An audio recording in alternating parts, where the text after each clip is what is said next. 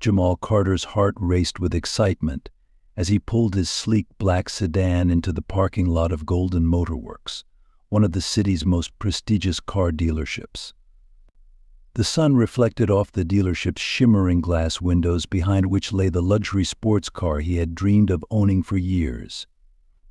After years of relentless hard work, building his tech company from the ground up, this car was more than a status symbol. It was a testament to his determination, resilience, and success. As he exited his car and strode confidently toward the entrance, Jamal's head was filled with thoughts of the red sports car he had researched meticulously.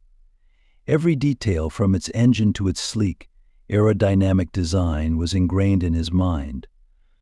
Today was the day he would make that dream a reality. But his sense of anticipation was abruptly shattered. "Hold on," a gruff voice barked from the entrance.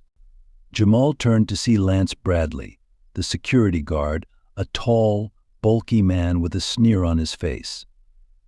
Lance stood in the middle of the entrance, arms crossed, looking Jamal up and down with clear disdain. "You sure you're in the right place?" Lance asked, his voice dripping with sarcasm. "This isn't the used car lot down the street." Jamal blinked, momentarily confused. He had never experienced something quite like this. Sure, he was used to being overlooked or dismissed in certain spaces, but here? At a dealership where he was planning to spend a significant amount of money. "I'm here to check out a car," Jamal replied evenly, ignoring the insult. He tried to step around the guard, but Lance shifted his position, blocking Jamal's path entirely. "Look, man, let's not make this difficult," Lance said, his voice dropping into a mocking tone. "These cars? Not for people like you?" Jamal's heart began to pound, but not with excitement anymore. He knew exactly what Lance was implying. People like you. The words hung in the air, heavy with the weight of years of discrimination and judgment. Jamal's fists clenched involuntarily, but he took a deep breath, trying to keep his composure. "And what exactly do you mean by people like me?" Jamal asked, his voice now colder, his eyes locked onto Lance's. The security guard's smirk widened. "You know exactly what I mean," he replied, looking Jamal up and down again, as if his very presence was offensive. "You don't belong here. Go back to whatever neighborhood you came from." At that moment, Jamal felt the eyes of the dealership's staff and customers on him. A quiet murmur spread through the spacious showroom behind the glass.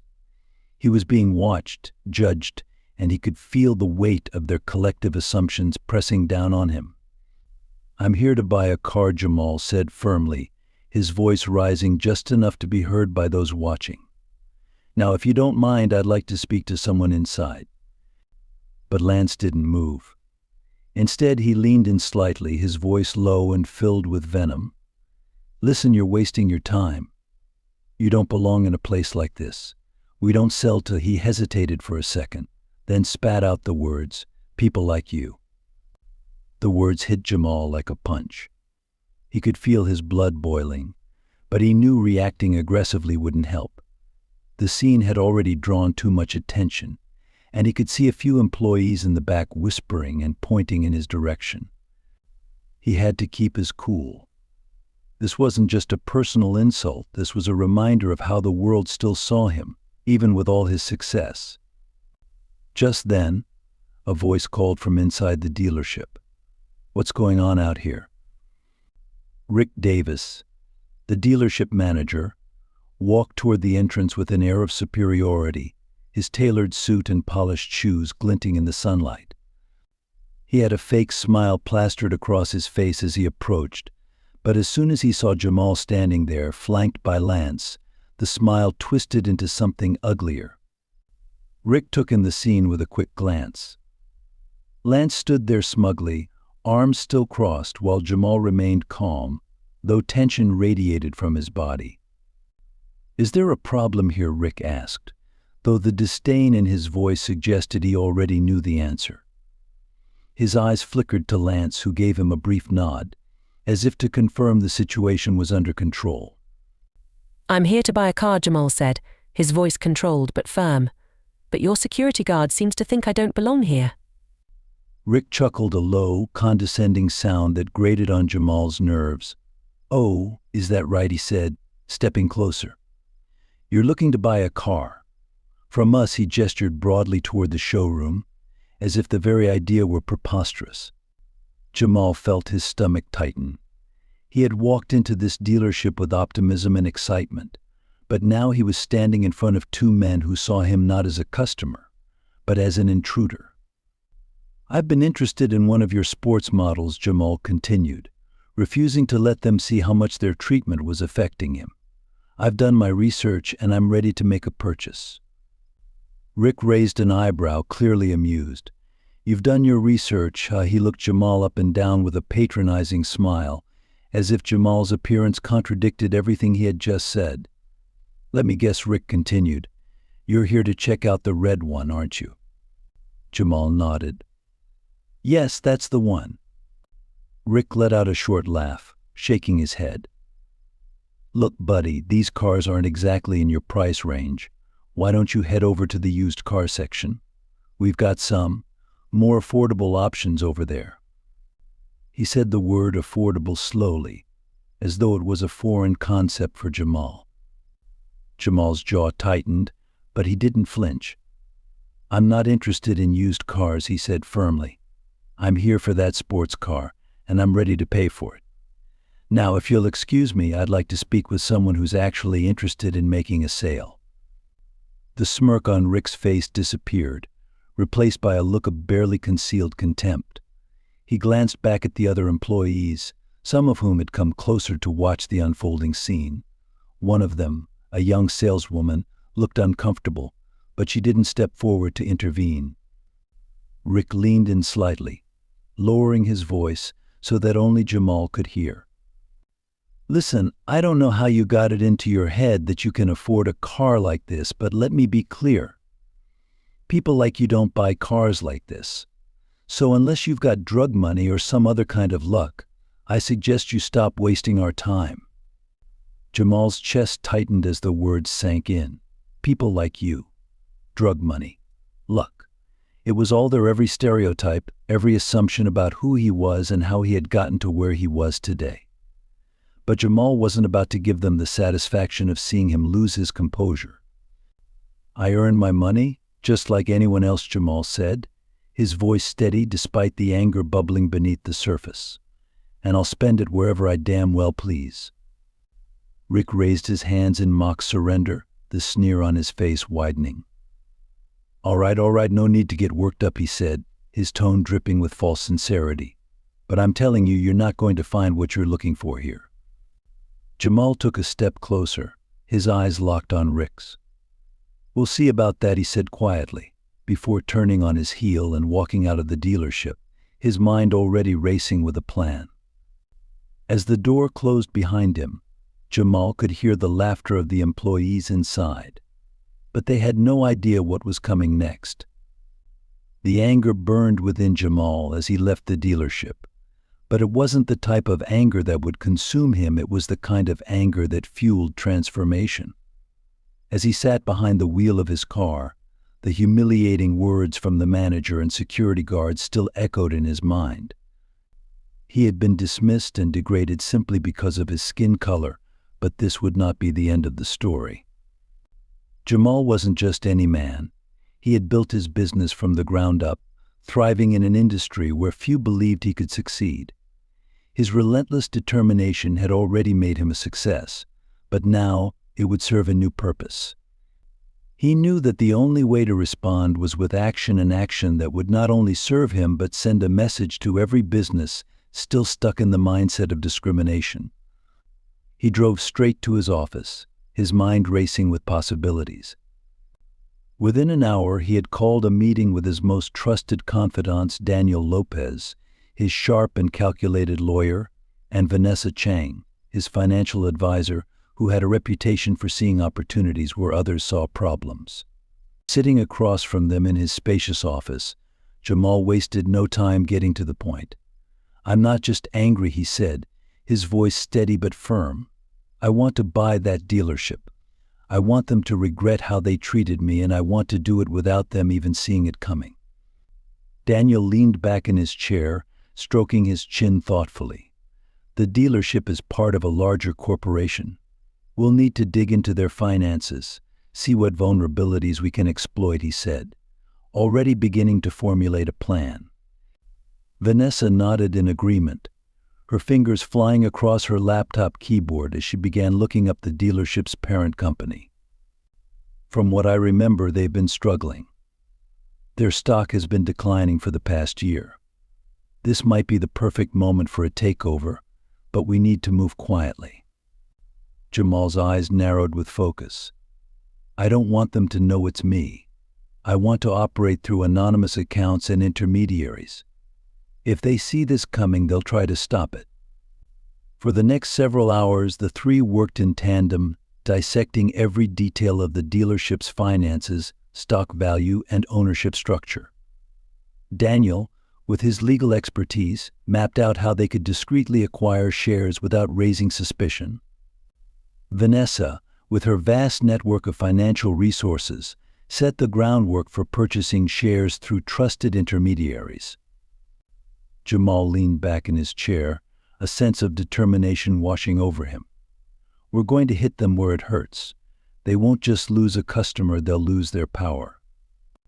The plan was brilliant in its simplicity. By using different accounts and brokers, Jamal would slowly acquire enough shares to take control of the dealership, all while remaining in the shadows. They would never suspect that the man they had so carelessly dismissed was the one buying them out from under their feet. As the meeting concluded, Daniel stood up and clasped Jamal on the shoulder. You're doing more than just buying a car, my friend. You're taking back your dignity. Jamal smiled, the fire in his heart burning stronger than ever. This isn't just about me, he replied. It's about sending a message to every person who's ever been looked down upon because of their race. The wheels were now in motion. Jamal's plan was more than just revenge, it was justice. And soon the dealership would find out just how much their arrogance had cost them. The next day, Jamal sat in front of his computer, his hands hovering over the keyboard. He knew that his experience at the dealership wasn't unique. Countless others had likely faced the same kind of discrimination, but their voices had been silenced or ignored. He wouldn't let that happen. Taking a deep breath, he began to type, his words sharp and direct. Yesterday, I walked into a luxury car dealership in the city to buy my dream car, something I had worked my entire life for. But instead of being treated like a customer, I was thrown out. The security guard told me that people like me didn't belong there, and the manager mocked me, suggesting I look at used cars. Why? Because of my skin color. Jamal's fingers flew across the keys as he recounted the humiliation he had faced. He didn't leave out any details, from the racial slurs to the patronizing smirks of the staff. He wanted the world to know exactly what had happened to him, not just for his own sake, but for the countless others who had endured the same treatment. This isn't just about a car. It's about the systemic racism that still exists in places like these. It's about being judged, not for your achievements or your character, but for the color of your skin. I'm sharing this because no one should have to experience what I did. It's time for things to change. Satisfied with his post, Jamal hit publish within minutes. The post began to gather attention. Comments poured in, many from people of color who had faced similar discrimination in high-end establishments. This is unacceptable. I've been through this too. It's time we boycott these businesses. You have our support, Jamal. This dealership deserves to be held accountable. The post gained traction rapidly, with hundreds of shares turning into thousands. By the end of the day, Jamal's story had gone viral. People from all walks of life expressed their outrage, calling for justice and vowing to boycott the dealership until it changed its practices.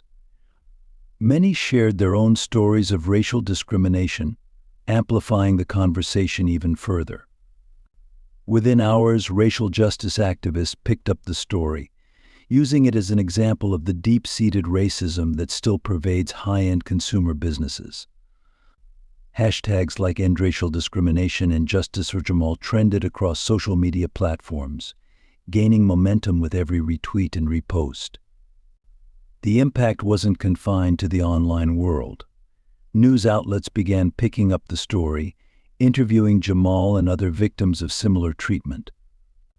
TV anchors discussed the systemic racism that had allowed such discrimination to persist, and the dealership soon found itself at the center of a nationwide controversy. As Jamal's influence grew, so did the pressure on the dealership. The public outcry became impossible to ignore. The dealership's sales plummeted, and negative reviews flooded every platform. People who had once frequented the showroom now pledged to take their business elsewhere, refusing to support a company that treated its customers with such blatant disrespect. Behind the scenes, Jamal continued his acquisition of the dealership, but now the stakes had changed. This wasn't just about one man's revenge, it had become a movement for change. People across the country were rallying behind Jamal, demanding accountability, and calling for reforms in the way businesses treated minority customers. As the dealership struggled to recover from the backlash, Jamal knew that he had struck a chord that resonated far beyond his personal experience. This was bigger than a car dealership. It was about dismantling the structures of discrimination that had been in place for far too long. And as the weeks passed, Jamal's story continued to inspire others. From civil rights organizations to grassroots activists, people began to take a stand against racial prejudice in every corner of the business world.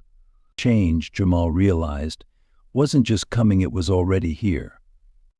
In the midst of this social revolution, Jamal kept his focus on the ultimate goal. The dealership that had once rejected him would soon belong to him, but more importantly, it would stand as a symbol of how one person's courage could ignite a fire of justice that burned across an entire nation. The boardroom was quiet, the only sound coming from the soft hum of the projector as Vanessa Chang, Jamal's financial advisor, clicked through the slides of the company's financial records. Jamal sat at the head of the table, his expression composed but his mind racing. This was it, the moment he had been waiting for. After weeks of covert planning and careful investment through anonymous accounts, he was about to take control of the very dealership that had humiliated him. But this wasn't just about revenge. This was about making a statement, about righting a wrong that had echoed through countless others like him who had faced the same kind of prejudice. "We now own 52% of the company's shares," Vanessa said, her voice calm but her eyes gleaming with the satisfaction of a well-executed plan. "You are officially the majority shareholder." Jamal leaned back in his chair, letting out a long breath. This wasn't just a personal victory, it was a win for everyone who had ever been treated unfairly because of the color of their skin. But he knew the battle wasn't over. "We're ready," said Daniel Lopez, his lawyer, flipping through some documents in front of him. "Rick Davis and his staff have no idea what's coming. The dealership has been losing customers left and right since your story went viral. They think it's just a rough patch, but they have no idea you're behind it." Jamal nodded. The boycott had been a success. Thousands of people had shared his story on social media, outraged at how he had been treated. Minorities across the city, Black, Latino, Asian, had stopped visiting the dealership, and the company's stock had plummeted. Yet Rick Davis and Lance Bradley remained clueless, still running the dealership with the same arrogance, still sneering at any minority who dared step inside. "We'll let them keep their illusion for a little longer," Jamal said. "I want them to feel secure in their bigotry before we tear it all down." He thought back to that day in the showroom, the way Lance had grabbed his arm, the way Rick had looked him up and down like he was nothing. The memory burned in his mind, but Jamal had learned long ago not to act on anger. Anger clouded judgment. This, however, was about strategy. We move forward quietly, Jamal continued. No announcements, no sudden moves. We'll finalize the acquisition over the next few days, and then we'll let them know who's really in charge. Vanessa exchanged a glance with Daniel, both of them smiling slightly. They'll never see it coming. As the meeting adjourned, Jamal stood by the window of his office, looking out over the city skyline. He knew the road ahead wasn't just about owning a car dealership. This was a step toward something bigger. It was about showing that change wasn't just possible, it was inevitable. And those who couldn't see that would be left behind. The phone on his desk rang, pulling him from his thoughts. It was a journalist, one of the many who had been following his story since the viral post. They wanted to know what his next move was, but Jamal simply smiled. "Tell them," he said into the phone, "the best is yet to come." A few days later, Jamal stood outside the dealership. A small crowd of journalists and activists gathered behind him. The cameras were already rolling, capturing the scene as he prepared to walk inside. Today was the day he would take back his dignity, not just for himself, but for everyone who had ever been told they didn't belong. "Are you ready?" Vanessa asked, standing by his side. Jamal nodded, his expression calm but resolute. As they entered the dealership, the atmosphere inside was eerily familiar. The same cold, clinical brightness, the same gleaming cars that had once felt just out of reach, and of course the same sneering faces. Lance Bradley, the security guard who had thrown him out weeks ago, was the first to notice him. His eyes narrowed, recognition slowly dawning on his face. "Oh, it's you again," Lance said, his voice dripping with contempt. "Didn't we make it clear last time? You don't belong here." The words were laced with venom, but this time they didn't sting. Jamal simply smiled. He was no longer the man they had dismissed so easily. He was no longer the man they could humiliate. "I think you'll find," Jamal said, his voice steady, "that things have changed." Lance stepped forward, puffing out his chest in a display of dominance. "I don't care who you think you are. You're still just." But before he could finish, Rick Davis, the manager, appeared from around the corner, his expression turning sour the moment he saw Jamal. "Bradley," Rick said, cutting off the security guard. "I'll handle this." He turned to Jamal, a cruel smile playing at the corners of his mouth. "Back again, huh? Didn't we humiliate you enough last time? Or are you just a glutton for punishment?" The reporters behind Jamal began murmuring, their cameras capturing every word. Rick glanced at them, confused, clearly not understanding why there was media coverage in what he thought was a routine confrontation. "I'm not here to be humiliated," Jamal said, stepping forward. "I'm here because this dealership is under new ownership." The smile on Rick's face faltered. "What are you talking about?" Jamal handed him a folder, the official documents proving his majority stake in the company. Rick's hands trembled as he opened it, his face draining of color as he scanned the pages. "No, this can't be," Rick muttered, his voice shaking. Jamal took a step closer, locking eyes with the man who had once dismissed him.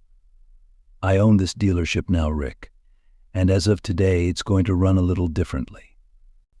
The room seemed to go silent as the weight of Jamal's words sank in. Rick stood frozen, his mind struggling to process what was happening. "You can't." Rick started, but Jamal cut him off, his voice ringing with finality. "You had your chance to treat people with respect, but instead you chose to belittle them, to treat them as less than human. You let your prejudice guide you, and now you're going to face the consequences." Rick's eyes darted around the room, searching for someone to back him up, but the staff were silent. Some of them, Jamal noticed, looked relieved. "You're fired," Jamal said, the words sharp and clear. "Pack your things and get out." Rick's face turned red with anger and embarrassment. You can't fire me. I've worked here for years. You're done, Jamal said firmly, turning to the cameras. And Lance, you're out too.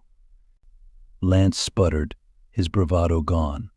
But, no buts, Jamal said coldly. You treated me like dirt because of the color of my skin.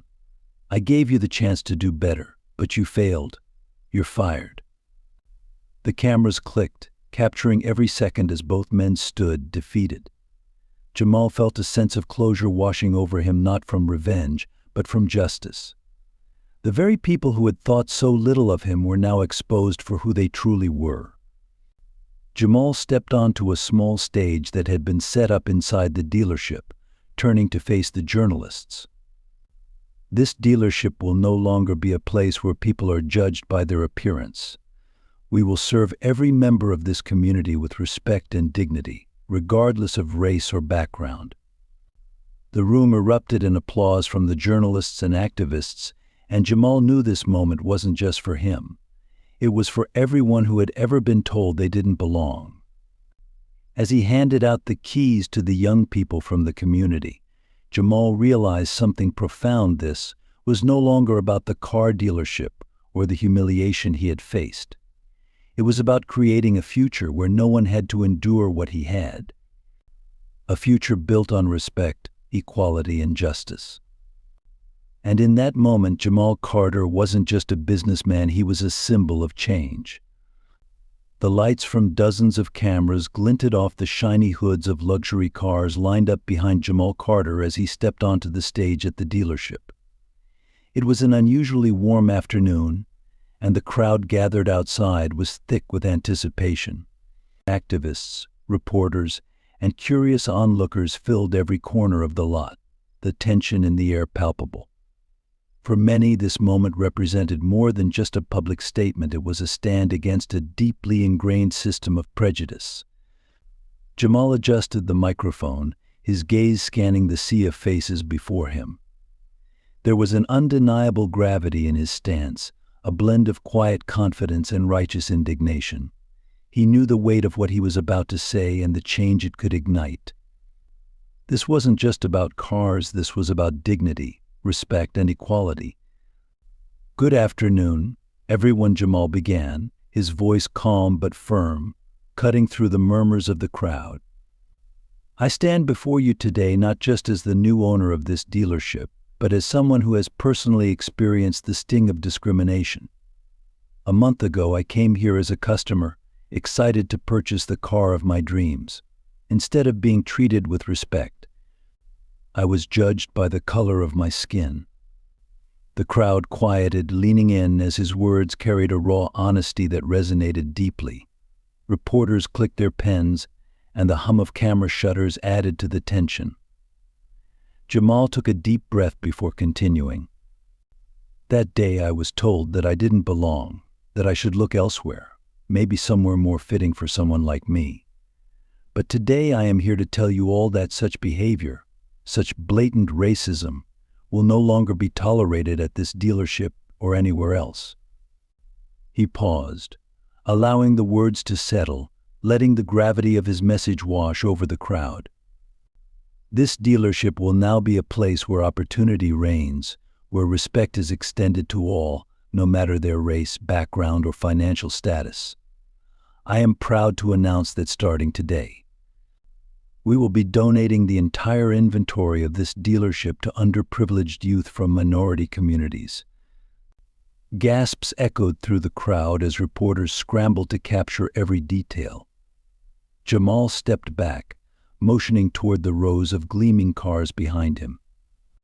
These cars will go to young people who have been denied opportunities, kids who have been told their dreams are too big, that they don't belong. I want to show them that they do belong, that there are no limits to what they can achieve. From the back of the crowd, several teenagers, carefully selected by local community leaders, stepped forward. One by one, Jamal handed them the keys to their new vehicles, their faces a mixture of disbelief and joy.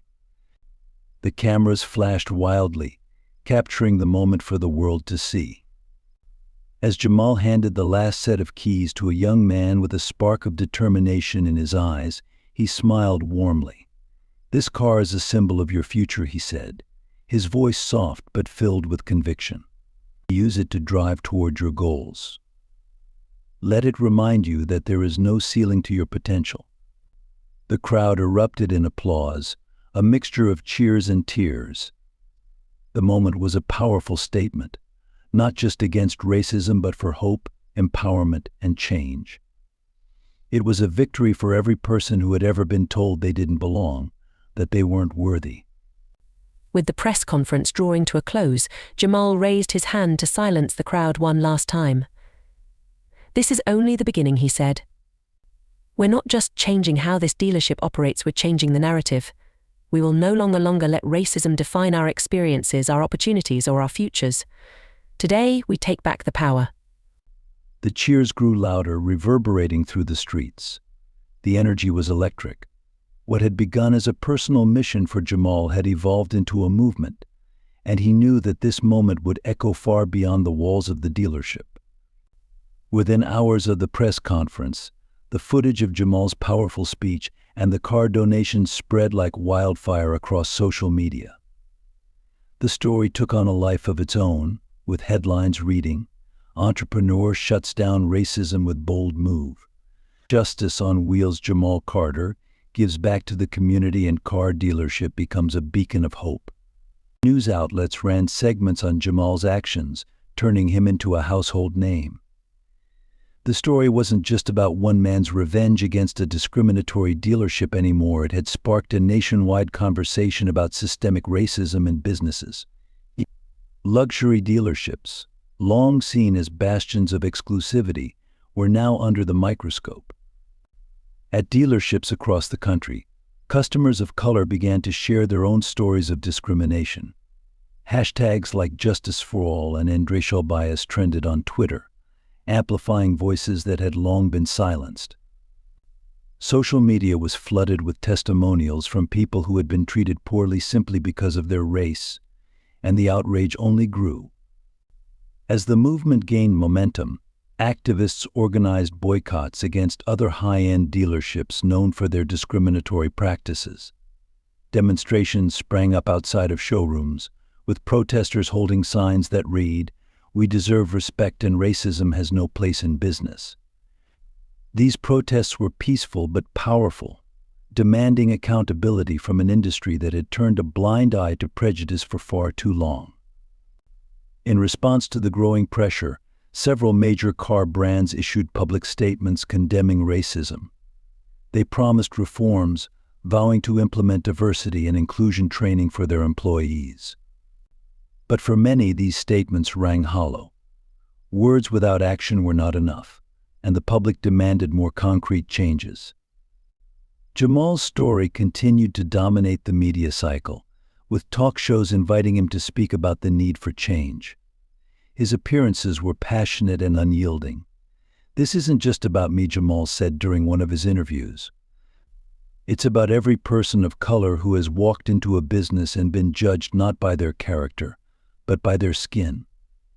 It's about changing the system that allows that kind of treatment to go unchecked." Other industries began to take notice. Retail, hospitality, and even tech companies faced similar public scrutiny as people of color shared their stories of bias and mistreatment. The ripple effect was undeniable. Corporate leaders from various sectors found themselves fielding tough questions about their hiring practices, their treatment of customers, and their commitment to diversity. Under the mounting pressure, several prominent luxury car dealerships initiated widespread changes. They partnered with civil rights organizations, held workshops on racial sensitivity, and revamped their customer service policies to ensure that every customer, regardless of their race or background, would be treated with respect. Some dealerships even reached out to Jamal personally, asking for his guidance on how to improve their business practices.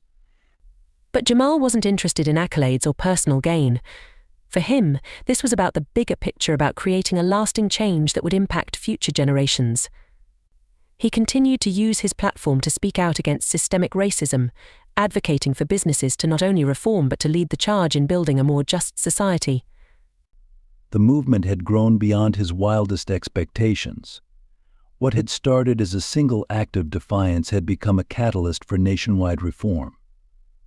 Jamal's dealership became a symbol of that change, a place where respect, opportunity, and fairness were the core values.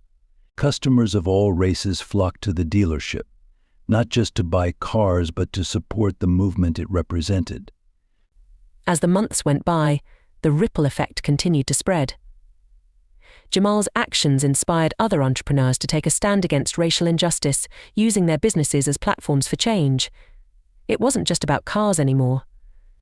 It was about rewriting the narrative and ensuring that people of color could walk into any establishment and know they would be treated with dignity. Jamal often reflected on that first day at the dealership, the moment that sparked everything. He had been humiliated, but he refused to let that moment define him. Instead, he had turned it into a movement that was transforming the business world. And as he stood in his dealership, watching the once hostile environment now filled with hope and respect, he knew that this was only the beginning of something much bigger. The fight for racial justice in business was far from over, but Jamal had ignited a flame that would burn for years to come. The road ahead was long, but with each step, progress was being made, and Jamal was determined to see it through.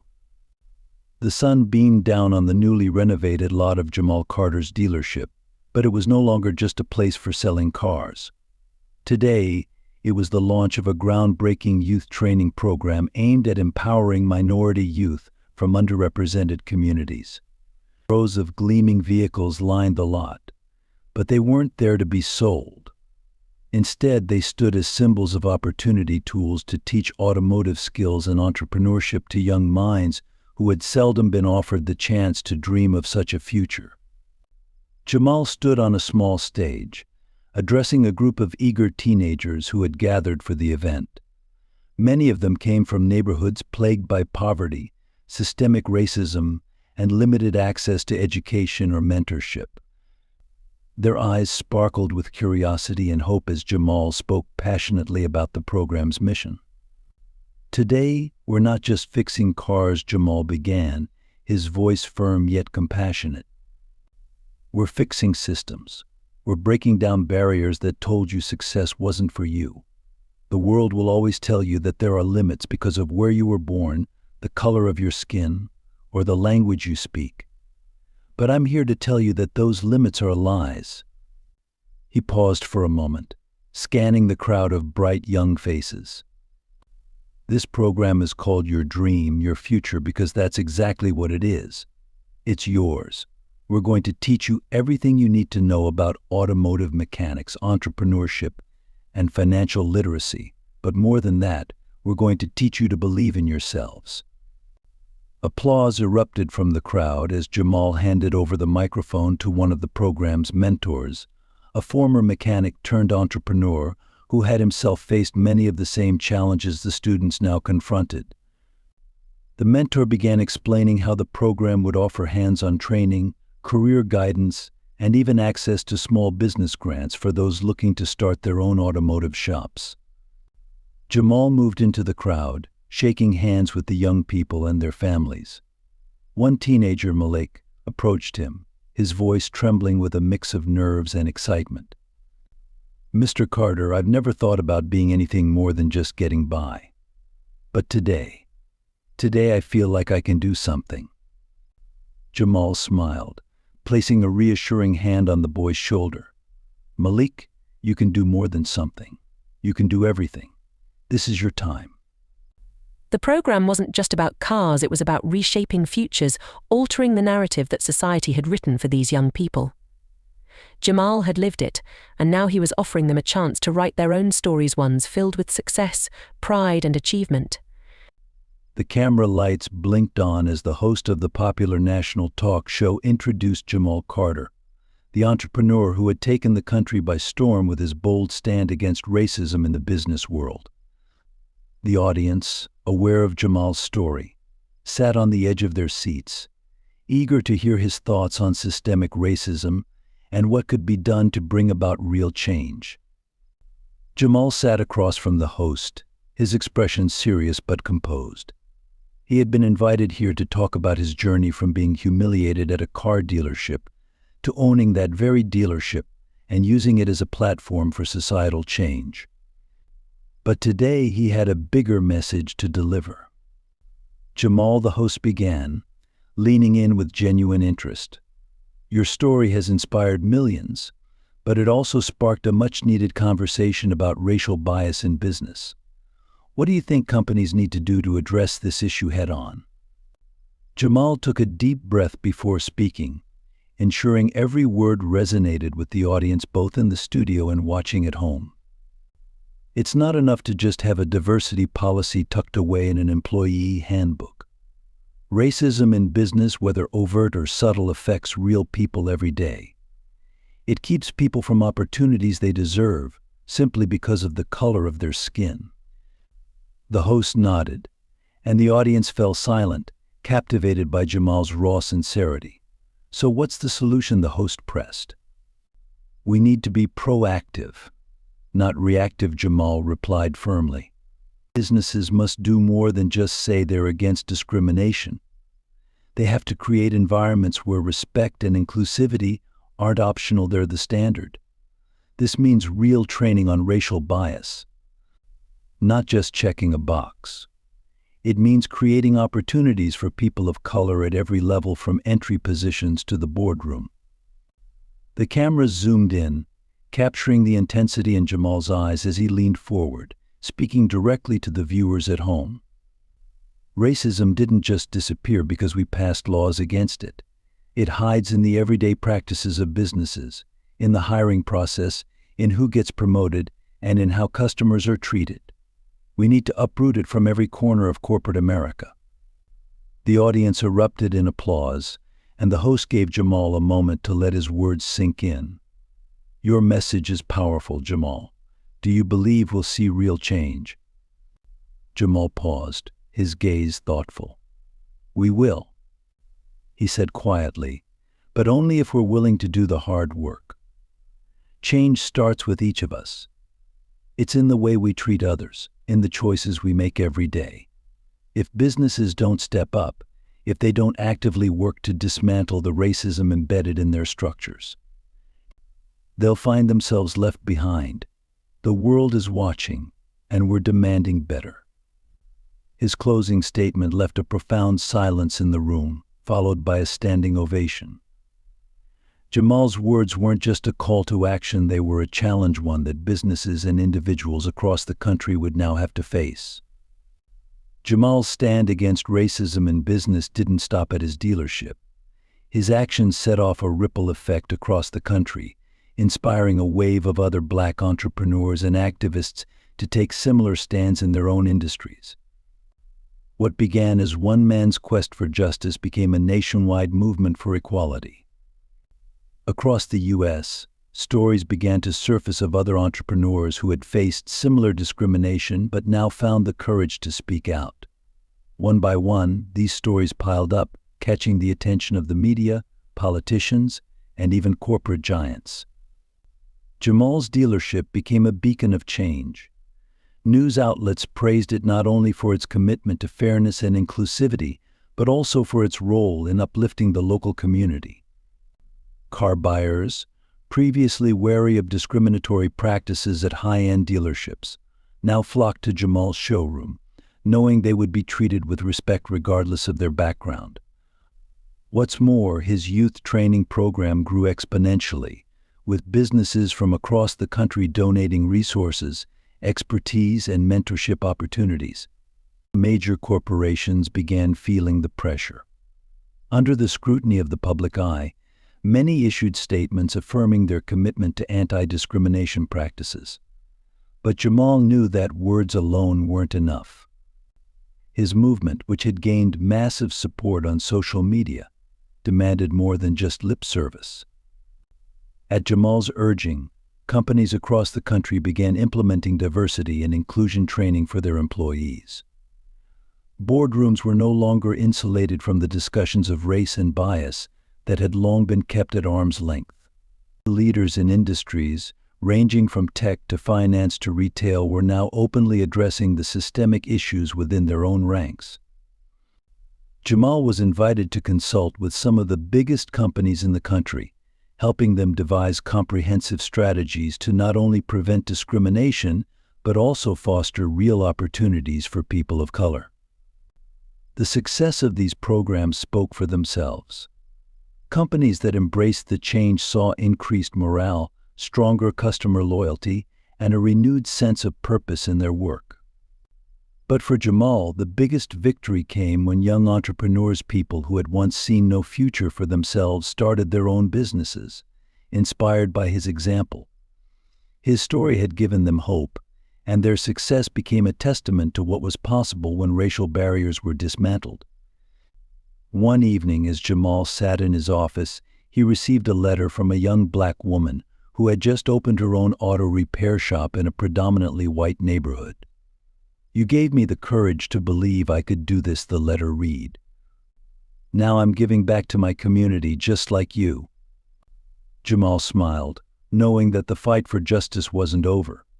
But as long as people like her continued to rise, the future looked brighter than ever. The road to change was long, but together they were paving it one step at a time.